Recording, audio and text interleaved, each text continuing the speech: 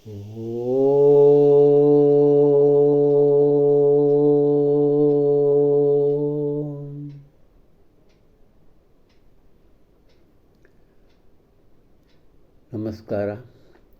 ಮೊದಲು ಪ್ರಾರ್ಥನೆ. ಯಾರ ನಾಮಾವಳಿಯ ಬಲದಿಂದ ಈ ವಿಶ್ವ ಇನಿತು ಅದರದೆ ತನ್ನ ಕಕ್ಷೆಯಲ್ಲಿ ಇದೆಯೋ, ನೆನೆಗಾರ ಹನುಮಂತ ಸಾಗರವ ದಾಟಿದನು, ನಮಿಸೋ ಆ ಮಹಿಮನಿಗೆ ಮುದ್ದು ರಾಮ. ಮುದ್ದು ರಾಮ ಸನ್ಮಾನ್ಯ ಶ್ರೀ ಶಿವಪ್ಪರನವ್ರನ್ನ ಎದುರು ಬದುರು ಕಾಣಬೇಕು ಅಂತ ಹಂಬಲ ಯಾವಾಗಲೂ ಎದೆಯಲ್ಲಿತ್ತು. ಅವ್ರನ್ಕ ಸಾಕಷ್ಟು ಸರಿ ನನಗೆ ಮೈಸೂರಿಗೆ ಬಾ ಬಾ ಅಂದು ಆದರೆ ನನ್ನ ಜೀವನದೊಳಗೆ ಸಾಕಷ್ಟು ಬಂಧನಗಳಿದ್ದ ಕಾರಣ ನನಗಾಗಿಲ್ಲ ಇವತ್ತಿನ ತನಕ ಮೈಸೂರಿಗೆ ಹೋಗೋದು. ಆಮೇಲೆ ಅವತ್ತು ಪ್ರತಿಯೊಂದು ಆಮಂತ್ರಣವನ್ನು ನನಗೆ ಕಳಿಸ್ಕೊಡ್ತಾಯಿದ್ದರು, ಇವತ್ತಿಗೂ ಕಳಿಸ್ಕೊಡ್ತಾ ಇದ್ದಾರೆ. ಆದರೆ ನಾವು ಮೊಬೈಲ್ ಮೂಲಕ ಮಾತಾಡೋದು, ಆ ವಾಟ್ಸಾಪ್ದ ಆಮಂತ್ರಣ ಪತ್ರಿಕೆಗಳು ಬರ್ತಿದ್ದು. ಕೊನೆಗೆ 2014ರಲ್ಲಿ ಆ ದಿನ ಬಂದು ಬಿಡ್ತು. ಆಮಂತ್ರಣ ಪತ್ರಿಕೆ ಮುಂಚೆ ಬಂದಿತ್ತು, ಫೋನು ಬಂತು ಅವ್ರದ್ದು, ನೀವು ಬರ್ರಿ ಅಂಥೇಳಿ. ನನಗೂ ಸಂತೋಷ.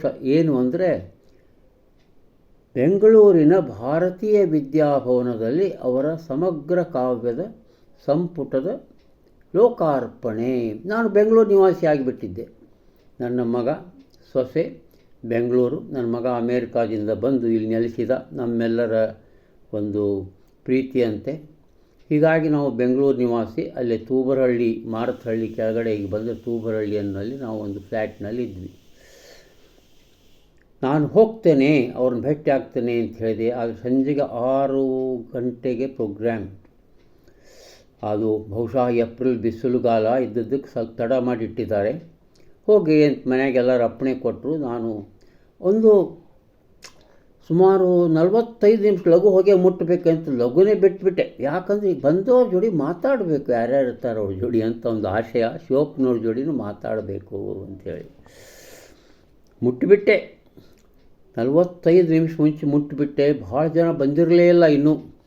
ನಾನು ಹೋಗಿ ನಿಂತು ಅಲ್ಲಿ ಹೊರಗೆ ತಿರುಗಾಡ್ತಾ ಇರಬೇಕಾದ್ರೆ ಇನ್ನೂ ಅರ್ಧ ಗಂಟೆ ಇತ್ತು. ಆವಾಗ ನಾನು ಅಲ್ಲಿ ಕಾರಿಡಾರ್ದಾಗ ನಿಂತಿದ್ದೆ. ಬಂದವ್ರು ಯಾರು? ನಮ್ಮ ನಿಘಂಟು ತಜ್ಞ ವೆಂಕಟ ಸುಬ್ಬಯ್ಯನವ್ರು ಬಂದುಬಿಟ್ರು. ನಮಸ್ಕಾರ ಮಾಡಿದೆ. ಹಾಗೆ ನಾನೇನು ಮಾಡಿದೆ, ಅವ್ರ ಜೋಡಿ ಸ್ವಲ್ಪ ಮಾತಾಡೋಣ ಅಂತ ತಿಳ್ಕೊಂಡು ಅವ್ರು ಎಲ್ಲಿ ಹೋಗ್ತಾರೆ ನೋಡಿದೆ. ಅದೊಂದು ಸಣ್ಣ ಕೋಣೆಯಲ್ಲಿ ಅವ್ರನ್ನ ಒಯ್ದು ಕೂಡಿಸಿದ್ರು. ನಾನು ಧೈರ್ಯ ಮಾಡಿ ಅವ್ರ ಮುಂದೆ ಹೋಗಿ ನಮಸ್ಕಾರ ಮಾಡಿದೆ. ನಾನು ಇಂಥವ ಇಲ್ಲಿದ್ದೆ, ನಂದೆಲ್ಲ ಪರಿಚಯ ಮಾಡಿಕೊಟ್ಟೆ. ಎದುರುಗಡೆ ಕುರ್ಚಿ ಖಾಲಿ ಇತ್ತಲ್ಲ, ಕೂಡ್ರಿ ಅಂತಂದರು ಅವರು. ನಾನು ಕೂತೆ. ಆವಾಗ ನಾನು ಸಾಕಷ್ಟು ಸರಿ ಅವ್ರಿಗೆ ಪತ್ರವನ್ನು ಬರೆದು ಕೆಲವು ಶಬ್ದಾರ್ಥಗಳ ವಿಷಯದ ಬಗ್ಗೆ ನಾನು ಅವ್ರನ್ನ ವಿನಂತಿಸಿದ್ದೆ. ಅವರು ನಿಖರವಾಗಿ 1 ವಾರದೊಳಗೆ ಉತ್ತರಿಸ್ತಾ ಇದ್ದರು. ಆಮೇಲೆ ಅಷ್ಟೊತ್ತಿಗೆ ಕಾಫಿ ಬಂತ್ರಿ.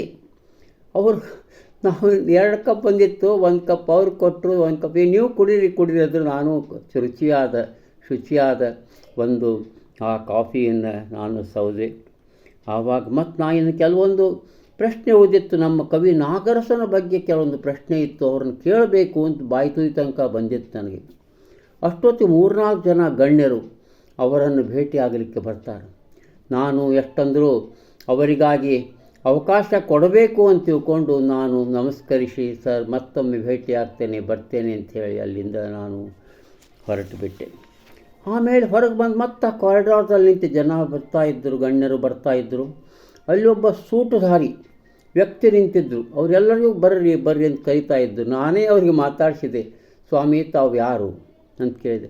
ಇಲ್ಲ, ನಾನೇ ಈ ಸಮಗ್ರ ಕಾವ್ಯ ಗ್ರಂಥವನ್ನು ಮುದ್ರಣ ಮಾಡಿ ಪ್ರಕಟಣೆ ಮಾಡಿದಂಥವು, ನನ್ನ ಹೆಸರು ಲೋಕಪ್ಪ ಅಂತೇಳಿ, ಭಾಳ ಸಂತೋಷ ಅಂಥೇಳಿ ನಮಸ್ಕಾರ ಮಾಡಿದೆ. ಅವ್ರು ಕೇಳಿದೆ, ಶಿವಪ್ಪನವ್ರು ಎಲ್ಲಿದ್ದಾರೆ? ಅವ್ರು ಇಲ್ಲ, ಬಂದಿದ್ದಾರೆ, ಅವ್ರ ಮೇಲೆ ಗೆಸ್ಟ್ ಹೌಸ್ನಲ್ಲಿದ್ದಾರೆ, ಗೆಸ್ಟ್ ರೂಮ್ನಲ್ಲಿದ್ದಾರೆ, ಬರ್ತಾರೆ, ಈಗ ಬರೋಕ್ಕೆ ಟೈಮ್ ಆಗಿದೆ ಅಂತಂದರು. ಅವ್ರು ಹೇಗೆ ಒಳಗಡೆ ದಾರಿಯಿಂದ ಹೋಗಿಬಿಡ್ತಾರೋ, ಇಲ್ಲಿಗೆ ಇಲ್ಲ, ಇಲ್ಲೇ ಬರಬೇಕು ಅವರು, ಇದೇ ಪಾಟಣಗಿಯಿಂದ ಇಳಿದು ಬರಬೇಕು ಅಂದರು. ಭಾಳ ಸಂತೋಷ ಅನ್ನಿಸ್ತು ನನಗೆ. ನಾನು ಅಲ್ಲೇ ಹಾಗೆ ಅಟ್ಲಾಗಿಟ್ಲಾಗಿ ಅಡ್ಡಾಡ್ಕೋತ ಯಾವಾಗಲೂ ನನ್ನ ಲಕ್ಷ್ಯ ಎಲ್ಲ ಎಲ್ಲಿತ್ತು ಆ ಪೌಟಣಿಗೆ ಮೇಲೆ, ಯಾವಾಗ ಬರ್ತಾರೋ ಅವ್ರು ಯಾವಾಗ ಎದುರುಗೊಂಡೇನೋ ಅಂಥೇಳಿ ಬಂತು. ಆ ಕ್ಷಣವೂ ಬಂದುಬಿಡ್ತು. ಅವರು ಮೇಲಿಂದ ಸಾವಕಾಶವಾಗಿ ಇಳಿದು ಬಂದರು. ಶುಭ್ರ ವಸ್ತ್ರಧಾರಿ, ಬಿಳಿ ವಸ್ತ್ರಧಾರಿಯಾಗಿ ಬಂದರು. ನಾನು ಸ್ವಲ್ಪ ಮುಂದೆ ಒಂದು 2-3 ಹೆಜ್ಜೆ ಮುಂದೆ ಹೋಗಿ ಅವ್ರಿಗೆ ನಮಸ್ಕಾರ ಮಾಡಿ, ನಾನು ಶ್ರೀನಿವಾಸ್ ದೇಸಾಯಿ ಸರ್ ತಮ್ಮನ್ನು ಭೇಟಿ ಆಗ್ಬೇಕಂತ ಬಂದಿದ್ದೇನೆ, ತಾವು ಬಾ ಅಂದಿದ್ರಿ. ಅವ್ರು ಏನಾಯಿತು ಗೊತ್ತಾ, ಅವಾಗ ಅವರು ತಮ್ಮ ಎರಡೂ ಕೈಯನ್ನು ಅಗಲವಾಗಿ ಚಾಚಿಕೊಂಡರು. ನಾನು ಚಾಚಿಕೊಂಡೆ. ಇಬ್ಬರು ಒಬ್ಬರಿಗೊಬ್ಬರು ಅಪ್ಪಿಕೊಂಡೆವಿ. ನನಗೆ ಅವರ ಅಪ್ಪುಗೆಯ ಆಶೀರ್ವಾದ ದೊರಕಿತು.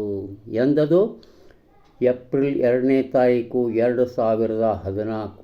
ಅಂದು ಅವರ ಸಮಗ್ರ ಕಾವ್ಯದ ಒಂದು ಲೋಕಾರ್ಪಣೆಯ ದಿನ. ಭಾಳ ಸಂತೋಷ ಆಯ್ತು. ಮತ್ತೆಷ್ಟೋ ಜನ ಬರೋರಲ್ಲ, ಬಂದೆ. ಹೀಗಾಗಿ ಅವ್ರ ಲಕ್ಷ್ಯ ನನ್ನಿಂದ ಆ ಕಡೆ ಹೋಯಿತು. ಬಂದ್ರಿ, ಭಾಳ ಸಂತೋಷ ಆಯಿತು. ನಡೆಯಿರಿ ಒಳಗೆ ಅಂದರು. ನಾನು ನಮಸ್ಕಾರ ಸರ್, ಬರ್ತೇನೆ, ಒಳಗೆ ಕೂಡ್ತೇನೆ ಅಂಥೇಳಿ ನಾನು ಹೊರಟು ಬಿಟ್ಟೆ. ಒಳಗೆ ಹೋಗಿ ಕೂತೆ. ಏನಾಯಿತು, ಎಷ್ಟೊಂದು ಅದ್ಭುತವಾದಂಥ ಒಂದು ಘಟನೆ ಈ ರೀತಿ ಸಂಭವಿಸ್ತಾ ಅಂದರೆ ನನಗೊಮ್ಮೆ ಆಶ್ಚರ್ಯ ಅನ್ನಿಸ್ತದೆ. ನಾನು ಬಯಸಿದ್ದೆ ಯಾವಾಗಾದರೂ ಅವ್ರನ್ನ ಭೇಟಿ ಆಗಬೇಕು ಅಂಥೇಳಿ. ಒಂದು ಕಾರ್ಯಕ್ರಮ ಬಂತು, ನನಗೆ ಅನುಕೂಲ ಇತ್ತು, ನಾನು ಹೋದೆ, ಸಂಭವಿಸಿದೆ. ನನಗದು ಅಪ್ಪುಗೆಯ ಆಶೀರ್ವಾದನೂ ದೊರಕಿತು ಅಂತ ಹೇಳಲಿಕ್ಕೆ ಇವತ್ತಿಗೆ ನನಗೆ ಭಾಳ ಸಂತೋಷ ಅನ್ನಿಸ್ತದೆ. ಇರಲಿ, ಈ ಚೌಪತಿಗಳ ಬರಹ ಅವರಿಗೆ ಹೇಗೆ ಸಾಧ್ಯವಾಯಿತು ಅನ್ನೋದಕ್ಕೆ 1-2 ಪ್ರಾರಂಭದಲ್ಲಿ ಅವರು ಬರೆದಾರೆ. ಆ 2 ಚೌಪತಿಗಳನ್ನು ವಾಚಿಸ್ತೇನೆ. ಹೇಗೆ ಸಾಧ್ಯ ಆಯಿತು ನನಗೆ ಬರೀಲಿಕ್ಕೆ, ನಾನು ಯಾವ ಒಂದು ಶಕ್ತಿಯಿಂದ ಈ ಚೌಪತಿಗಳನ್ನು ರಚನೆ ಮಾಡಿದೆ ಎಂಬುದನ್ನು 1-2 ಚೌಪತಿಗಳನ್ನು ನಾನು ಇವತ್ತು ವಾಚಿಸ್ತಾ ಇದ್ದೇನೆ. ಕೈ ಹಿಡಿದು ಬರೆಸಿದರು ಯಾರೋ ಅತಿ ಮಮತೆಯಲಿ, ಇಲ್ಲದಿರೆ ಈ ಮಸಿಗೆ ಚೆಲುಬಣ್ಣವೆಲ್ಲಿ, ನಂಬಿನಿ ನಮಿಸದಿರೆ ನಗುವನೋ ಗುರುದೇವ, ಮಸಿ ನೀನು ಗುರು ಅವನು ಮುದ್ದು ರಾಮ. ಇನ್ನೊಮ್ಮೆ ವಾಚಿಸ್ತೇನೆ. ಕೈ ಹಿಡಿದು ಬರೆಸಿದರು ಯಾರೋ ಅತಿ ಮಮತೆಯಲಿ, ಇಲ್ಲದಿರೆ ಈ ಮಸಿಗೆ ಚೆಲುಬಣ್ಣವೆಲ್ಲಿ, ಮಸಿ ನೀನು ಗುರು ಅವನು ನಂಬಿನಿ ನಮಿಸದಿರೆ ನಗುವನೋ ಗುರುದೇವ, ಮಸಿ ನೀನು ಗುರು ಅವನು ಮುದ್ದು ರಾಮ. ಎಷ್ಟೊಂದು ಅಪರೂಪವಾದಂಥ ಒಂದು ಬರಹ. ನಾನು ಕೇವಲ ಒಂದು ಉಪಕರಣ ಅನ್ನುವ ದೃಷ್ಟಿಯಲ್ಲಿ ಇವರು ಬರೆದಾರೆ. ಅದೇ ಭಾವವನ್ನು ಇಟ್ಟುಕೊಂಡು ಇಲ್ಲಿ ಇನ್ನೊಂದು ಮುಕ್ತಕ, ಇನ್ನೊಂದು ಚೌಪದಿ. ದೇವನೊಲಿದರೆ ಆಗ, ನೋಡಿ ಎಷ್ಟು ಸ್ಟಾರ್ಟ್ ಮಾಡ್ತಾರೆ, ಅದ್ಭುತವಾಗಿ ಸ್ಟಾರ್ಟ್ ಮಾಡಿದ್ದಾರೆ. ದೇವನೊಲಿದರೆ ಆಗ ಲಿಪಿ ಮೂಡಿ ಸಾಂಗತ್ಯ, ಇಲ್ಲದಿರೆ ಕಾಳೆಲ್ಲ ಟೊಳ್ಳು ನೆಲದಲ್ಲಿ, ಯಾವ ಕವಿತೆಗೆ ಯಾವ ರಾಗ ಬರುವುದೋ ಕೂಡಿ, ಯಾವ ಕವಿತೆಗೆ ಯಾವ ರಾಗ ಬರುವುದೋ ಕೂಡಿ, ಬಲ್ಲವರು ಯಾರಯ್ಯ ಮುದ್ದು ರಾಮ. ಇದು ಸಾಂಗತ್ಯ ಅನ್ನುವಂಥ ಒಂದು ಶಬ್ದ.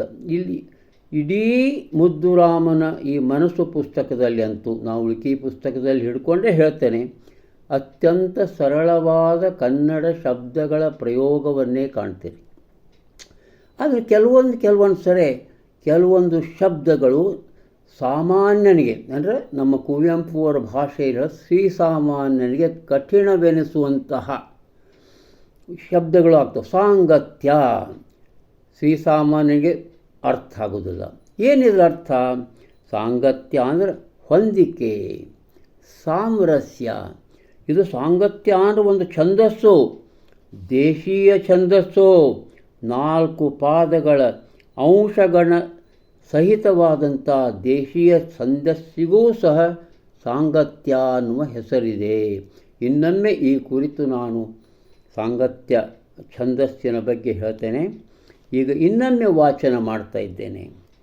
ದೇವನೊಲಿದರೆ ಆಗ ಲಿಪಿ ಮೂಡಿ ಸಾಂಗತ್ಯ, ಇಲ್ಲದಿರೆ ಕಾಳೆಲ್ಲ ಟೊಳ್ಳು ನೆಲದಲ್ಲಿ. ಯಾವ ಕವಿತೆಗೆ ಯಾವ ರಾಗ ಬರುವುದೋ ಕೂಡಿ, ಬಲ್ಲವರು ಯಾರಯ್ಯ ಮುದ್ದು ರಾಮ.